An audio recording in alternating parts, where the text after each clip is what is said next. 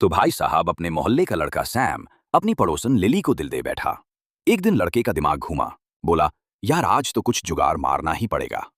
तो जनाब सीधे जाकर उसकी बेड के नीचे छुप गए। उधर बेचारी लिली बिल्कुल बेफिक्र आराम से अपनी स्टॉकिंग उतारी और बाथरूम में नहाने चली गई।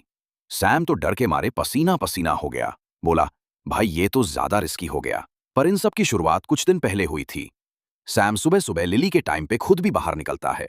वो ऑफिस के लिए निकली तो ये पीछे से उसके फोटो क्लिक करने लगा। फिर चोरी चुपके वीडियो भी शूट करता रहा। लिफ्ट तक पीछा किया और अंदर भी घुस गया। और भाई साहब की किस्मत देखो, लिफ्ट बटन दबाते समय लिली की उंगली को हल्का टच भी हो गया। सैम जेब में मोबाइल रखकर वीडियो बना रहा था और साथ में हवा में उसकी परफ्यूम की खुशबू खींच खींच के सांसें भर रहा था। पर ज्यादा देर तक मजा नहीं ले पाया। लिफ्ट नीचे आ गई। लिली बाहर निकलकर जाने लगी। सैम हवस भरी निगाहों से देख था। तभी लिली ने पीछे मुड़ के एक किलर स्माइल मारी। और भाई कसम से सैम तो वहीं फुल लव गुरु मोड में मदहोश हो गया। अब थोड़ा मस्त चीज देखो। तभी एक आंटी लिफ्ट में आने के लिए आवाज लगाती है और दौड़ कर आती है। पर सैम बोला, लिफ्ट में फैली मेयर लिली की खुशबू किसी और को नहीं मिल सकती। फिर सैम घर जाकर वही वीडियो रिपीट पे लगाया जो रिकॉर्ड किया था, और जब तक थक नहीं गया तब तक देखता रहा।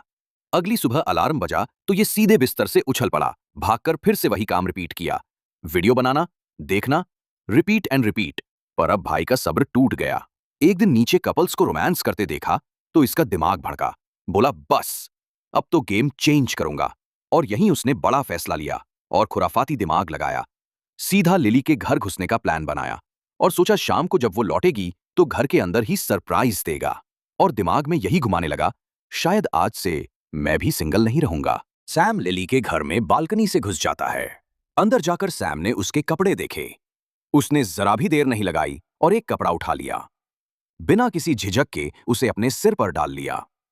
उसे पता था कि लिली अभी ऑफिस से लौटी नहीं है, तो उसने पहले अपनी नाक से उस खुशबू का मजा लेना शुरू किया।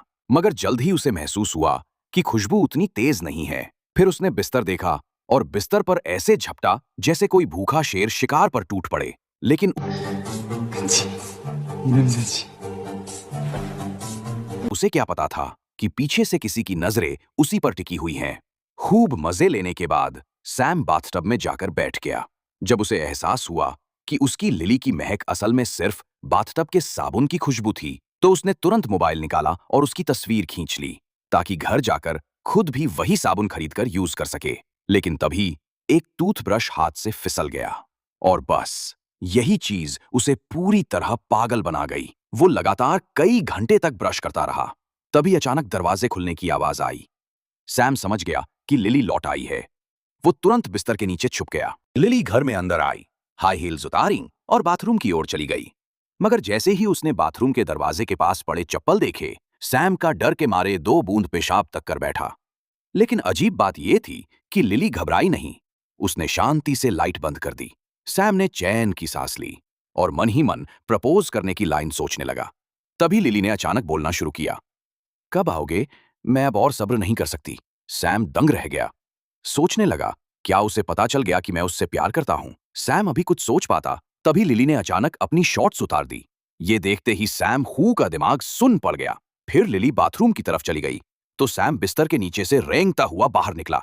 मगर तभी लिली ने फिर से बाथरूम का दरवाजा खोला। सैम घबराकर फिर छुप गया। असल में लिली ने अपना प्राइवेट कपड़ा बाहर फेंका था। सैम दोबारा बिस्तर के नीचे से बाहर निकला। अब वो पूरी तरह टेंशन में था और उसने आज का प्रपोज करना कैंसिल करने का फैसला कर लिया। लेकिन जैसे ही वो बालकनी से भागने की तैयारी करने लगा, बाथरूम से अचानक एक प्यार भरा गाना सुनाई देने लगा। उन गीतों में इतनी मोहब्बत भरी थी कि सैम को लगा शायद लिली उसे इशारा कर रही है कि अब हिम्मत करके अपने दिल की बात कह ही दे। इस वक्त सैम का दिमाग बिल्कुल काम नहीं कर रहा था कि आखिर वो क्या करे। सैम ने लिली के सारे हाव भाव याद किए, खासकर कल वाला वो पलट कर दिया गया मुस्कान। बहुत सोच विचार के बाद उसने पक्का मान लिया कि हाँ, लिली भी मुझे ही चाहती है।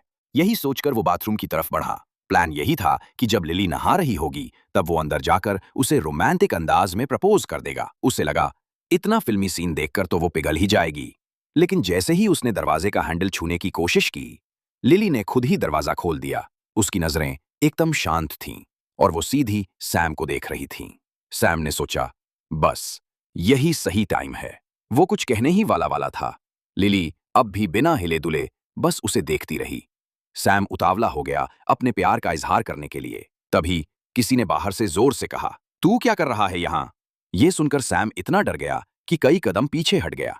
तभी उसका शरीर जाकर एक बड़े बंडल से टकरा गया। वो किसी की लाश थी। ये देख वो इतना घबरा गया कि मानो उसकी चड्डी तक गीला हो गई हो। उसी वक्त सामने खड़े आदमी ने बड़े आराम से अपने बैग से लोहे की गेंद निकाली, फिर उसे एक जाल जैसी थैली में डाल दिया। लिली मना कर रही थी कि जाने दो, रहने दो, मत मारो, पर उसने बॉल सैम के ऊपर दे मारी और भाई सैम तो निपट गया। और ऐसा इसलिए हुआ क्योंकि उसने जोश में आके गलती कर दी थी घर में घुसकर। ये लोग ऑलरेडी क्रिमिनल्स थे, तो सैम बेचारा अपनी हवस के कारण मारा गया। भाई लोग, आप भी संभल के जाना अपनी प्रेमिका के घर। पकड़े गए तो उसका कुछ नहीं होगा, पर आपके पकौड़े लग जाएंगे। और जिसने सब्सक्राइब नहीं किया वो कर दो यार, आगे भी ऐसी भी एक्सप्लेनेशन आती रहेगी।